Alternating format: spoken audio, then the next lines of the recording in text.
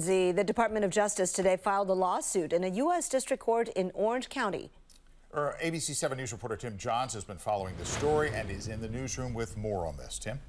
Yeah, Dan, Kristen, this lawsuit isn't necessarily coming as a shock to officials in Sacramento who this week said they would not change state policy on trans athletes. Weeks ago, the Trump administration said no changes would mean a lawsuit against the state and its governing body for school athletics. Now, they say they're going to withhold billions of dollars in federal funds.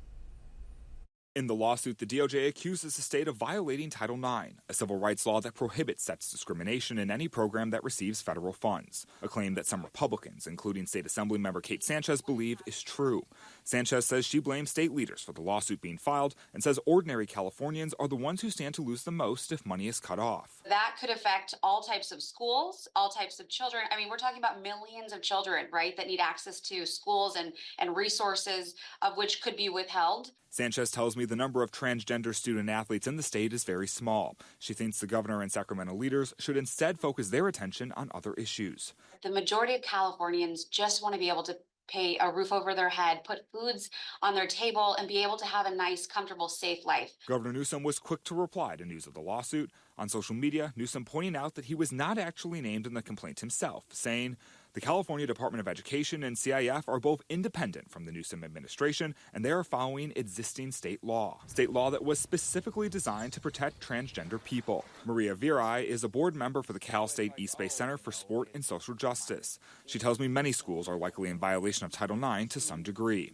Now suddenly this administration is threatening to revoke funding for not complying with its misguided interpretation of Title IX. Virai believes instead of being concerned about student athletes, the lawsuit is just a way for the Trump administration to attack transgender people.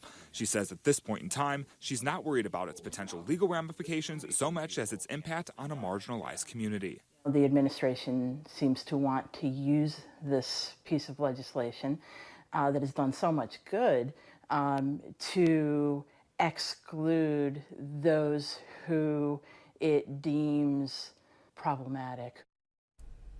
In the complaint, federal prosecutors say the government has allocated over $44 billion in funds to the California Department of Education for this fiscal year. Of that money, almost $4 billion is still available for the CDE to withdraw.